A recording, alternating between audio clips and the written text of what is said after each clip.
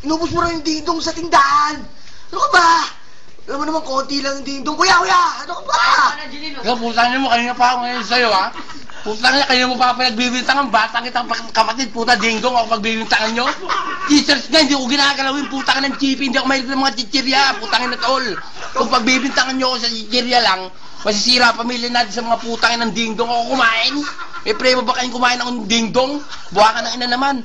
Tagal na natin magkapatid tol, ginagalang kita, pero dingdong, di mo pwedeng maano sa dingdong, Brad. Mamatay mo mga magulang natin, ding-dong. Ang puta naman, oh. Tapos yung isang araw, Mr. Chief. Yung mga na, nagagalit kayo. Pero, wala rin akong ginawang ganun. Si mama nagagalit sa akin dahil nakakasumbong mo. Mahilig ako sa chichirya, pinag-uubos yung chichirya. Wala akong preba ron. Tangina, hindi ako kumakain ng chichirya.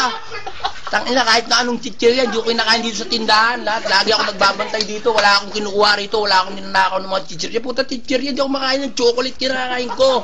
Obleron ang gusto ko, pero chichirya, puta kayo na malinis ang bunga ako sa lahat ng chichirya na yan. Shit!